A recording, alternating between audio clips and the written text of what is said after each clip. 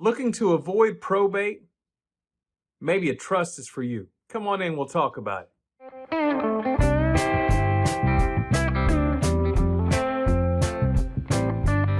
Avoiding probate in Texas. Let's talk about trust. And we'll let y'all kind of feed off each other on this one. Go ahead. You start, and then I'll jump in. Sure. So, there's several different ways to avoid probate in the state of Texas, and trust planning is a big one. We consider ourselves sort of a trust-based estate planning law firm, meaning that we use trust in a lot of different ways to accomplish a lot of different things, and probate avoidance is one of them.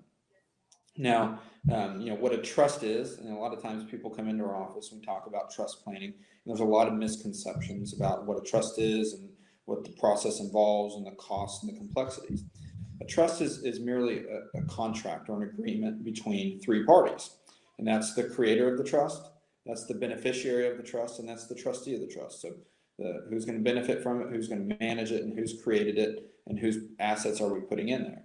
And so it's a simple agreement, and as long as it's legal, you can accomplish it in a trust. And so you can have simple, what we call probate avoidance trusts, where you fund your house and your major titled assets into your trust, and when you die, by operation of law, because you've contracted to it or you've agreed to it, it passes to your beneficiaries as you stated in your trust. And you don't have to involve probate. You don't have to involve judges. You don't have to give notice to creditors and things of that sort. It just happens by operation of law, by passing outside of your probate estate. And so that's a simple probate avoidance trust. But there's lots of different kinds of trusts. Think of a trust like a chassis on a vehicle. You've got 18-wheelers, and the purpose of an 18-wheeler is to haul a lot of stuff. And then you've got sports cars, you've got SUVs, you've got chassis, and you've got vehicles, and they all have a lot of different purposes, and you can accomplish a lot of different things. And trusts are the same way.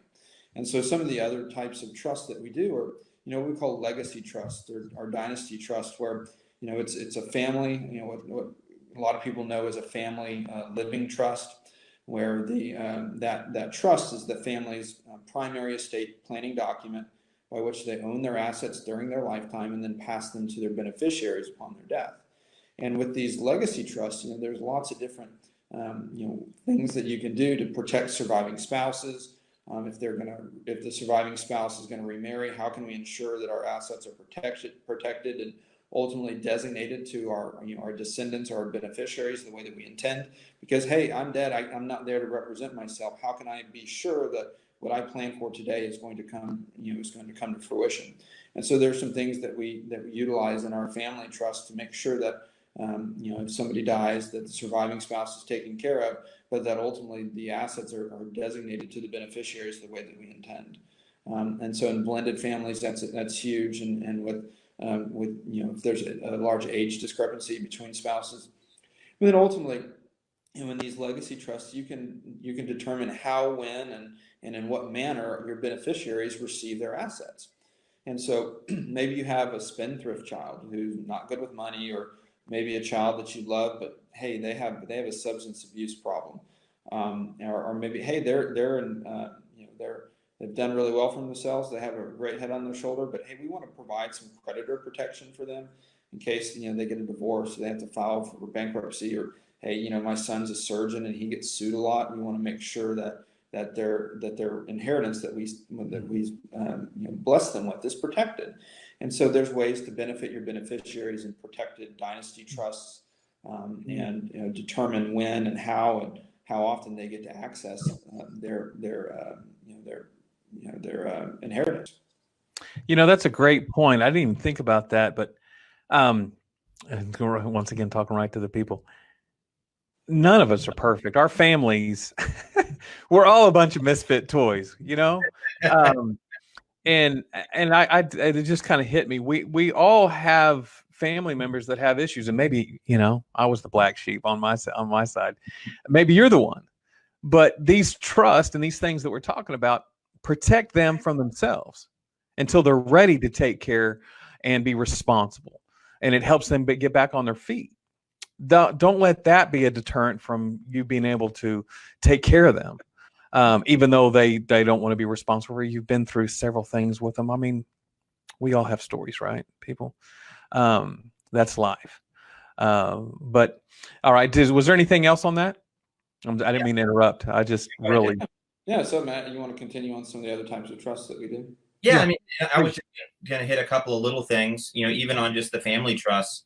If there's a piece of property in the family, like a ranch or a farm, or even like a lake house, I recently had, there's a lot of customization that you can do in a trust to ensure that property stays in the family going forward. I put a lot of language in there that before any family member wants to sell their portion of an inherited property, that they have to offer it to the other family members first, right of first refusal, usually at a discounted price, just to help ensure that family lake house or ranch stays in the descendant line. That's something that's done a lot through trust. And the thing about trust too is that if you have minor children, then trust will come around one way or another, right? Whether you create them in your will or your trust while you're living or after you're gone, the court's not just gonna give $1 million to a 14-year-old, right? So there's usually going to be a trust created for clients to really lay out the about how they want that to look for their children, rather than be dependent on the court. My kids will probably see this someday and hate me, but in my trust, they can't have full access to their inheritance until they turn 35. And that's pretty common. I mean, I have a 3-year-old and an 8-month-old. 8-month-old. I have no idea what they're going to be like. So those are things that are doable in a will, but they're a lot more customizable in a trust with avoiding probate as well. And as James said, there's so many different types of trusts out there that serve different purposes. We do a lot of asset protection planning for clients even while they're living. We do a lot of nursing home planning, Medicaid planning using certain types of long-term care trusts, VA planning. There's certain types of VA approved trusts that we use for different types of planning. Special needs planning. If you have a child that is on some sort of needs-based government benefits like Medicaid or SSI or SSDI, they will lose those benefits if they just get an inheritance outright. And we do certain types of trusts that are known as special needs trusts or supplemental needs trusts that make it where the children can be blessed with an inheritance but not lose their government benefits that they really need because of their special needs. So man, there's just so much you can do with trusts. Now we do a lot of wills that create trusts, testamentary trusts, trusts that are created after the person passes away, and that's still really good. But if you do desire to avoid probate, to not have to go through even the process in Texas, that's not terrible, but it's also not fun either. Then a trust is a great way to avoid probate, among doing many other things. Tax protection. There's all kinds of tax protections that you can do in a trust that you can't do otherwise, especially for high net worth individuals or people with a lot of tax deferred money, right? Like a big IRA or a 401k. So I could just go on and on about trusts and all the different things that you can do with them. Yeah, I tell you what, it's just a really service of what y'all are doing for people. And one of the main reasons, I'm an analytics guy. I was looking at the numbers just on the sheer research, people typing in probate or trying to do it without a will, trying to do it without a lawyer. There's a lot of stuff going on right now and people are scared.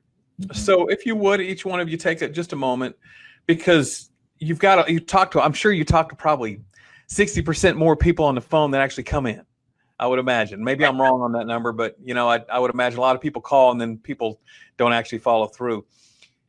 Talk directly to them, because there's a common thread, I'm sure, between everybody. Talk to those people. If you could have 3 things, old 1 Minute Manager, I don't know if you've read that book or not, great book, but 1 Minute Manager says people can't put more than 3 things on their plate at one time. If y'all could just if you could talk to them about 3 things with from what y'all are seeing that's different that what people are going through. Or maybe it's the same thing, it's just more heightened, but just the 3 things that are on your heart that you would like to help people with. And then I'll shut up. Either one. James, go first. I'll just jump right in here. A lot of people come in and they sit down with us and we have a conversation. We talk about planning. We make some recommendations. And then at the end of that conversation, they say, whew, man, that wasn't nearly as bad as I thought it was going to be. And so a lot of people have misconceptions about what it, number one, means to meet with an attorney, but 2, to talk about estate planning. It's not fun to talk about, but at the end of the day, once you have this conversation, you have all of your questions answered and you have a plan in place, you have peace of mind. Okay. And there's no substitute for that. Okay. And so what I would say is don't let the process discourage you. I can at least speak for Matt and I, as we try to the extent that we can, be approachable and be down to earth and sit down and have a conversation with you about your family and your planning goals. We're not going to sit there and judge you or throw legal terms at you or be, otherwise abrasive. It's our job to serve you as a client and get to know you and make some really good quality recommendations as to some planning tools to accomplish your objectives. So don't let the process scare you, because it's probably not as expensive as you think.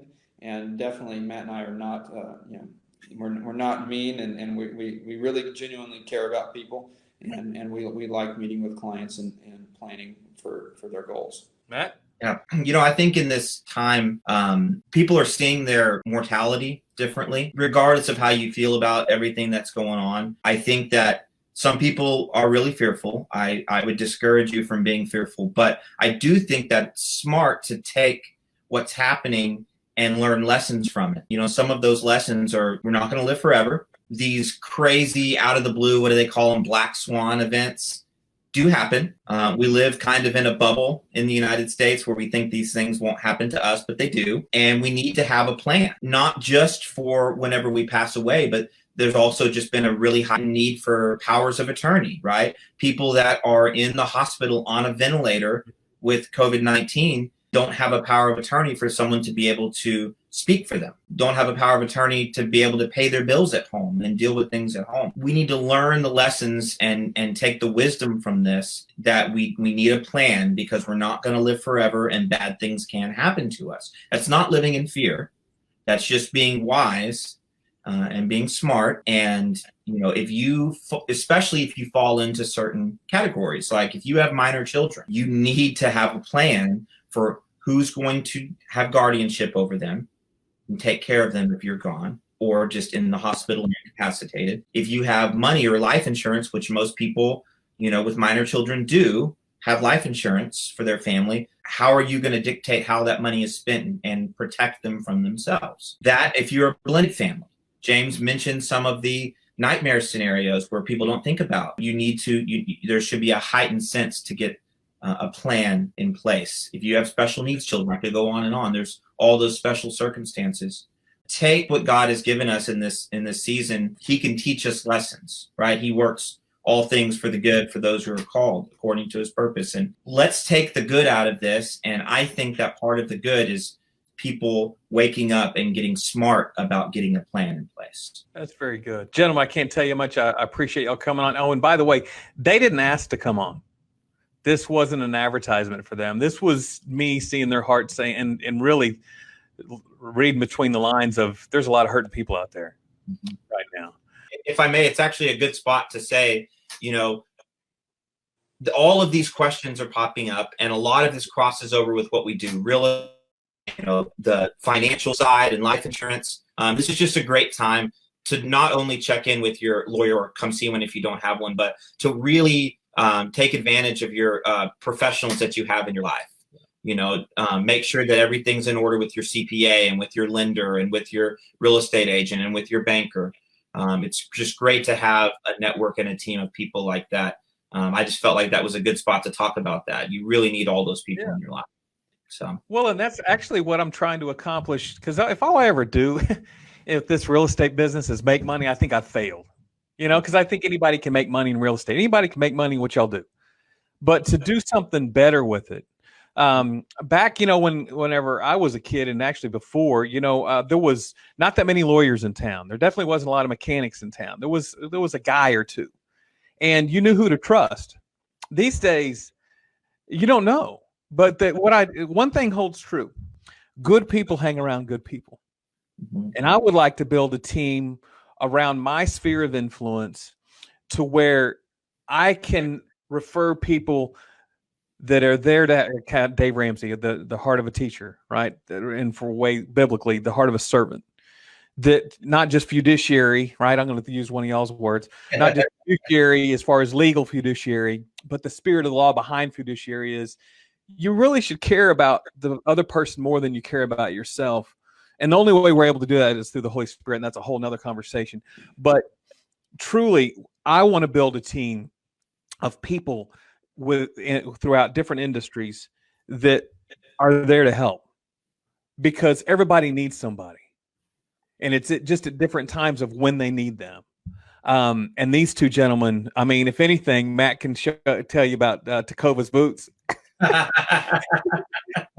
got a pair on right now. I got my ostriches on right now. I wore Justin's forever, but these guys they're here to help. I'm here to help. And if we never get any business from you, but we can help educate you, you know what? Glory be to the Lord for that, because business will come and go. Friendships are what stay forever. Relationships are what stay.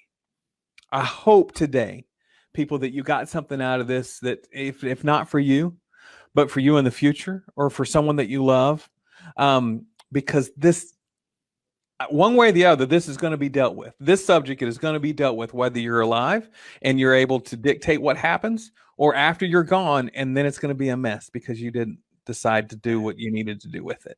And I can say that because I'm not the lawyer in the room, and I have no skin in, I have no dog in the fight. I just wanted, I mean, you spoke to it, James, about that peace of mind. That's the biggest thing Cindy and I walked away with whenever we walked out of there, and we got that binder, that we had a peace of mind going, we don't have to worry about it anymore. It's not that one thing that's left undone that is really one of the biggest things of what's going to happen when I'm gone, because we're all going to be gone. Your Texas Legacy, what's the website again? I want to make sure I get it right. Yep. YourTexasLegacy.com. That's right. www.yourtexaslegacy.com. Matt, why don't you give them your phone number real quick? Fort Worth, since that's where you and I are, David, is 817-900-6529. Okay. And James, where you're at? Yeah, so it's 903-525-6500. Very good. Hey guys, I can't hold on because I want to talk with y'all after this is over. But once again, people, I sure hope you got something out of this. For YouTube, hold on, I'm going to switch to me. Hey guys, I can't hold on because I want to talk with y'all after this is over. But once again, people, I sure hope you got something out of this. For YouTube, hold on, I'm going to switch to me. Y'all bear with me. See, I told you I didn't know what I was doing. This is cool though. All right, hey, it's me. So go this way. Right down here, you're going to hit the subscribe button. If you like what you're seeing, hit the subscribe button so you can get these videos. Hit the bell so you know whenever new stuff comes out. People, we love you. And before I end, you've got to understand two things. You know it's true. Number one, God loves you. Number two, you know I do as well. The first one will carry you through everything. I sure hope y'all have a blessed day. Thank you for spending time with me. If you like this, right, give it a thumbs up. Send me a comment. Write me a comment. Give me a question. I can reach out to these guys for you. I do hope that you reach out to them and visit with them. Just at least have a conversation, because everybody's got some type of question. All right. Till next time, people. Y'all have a good day. All right. Bye-bye.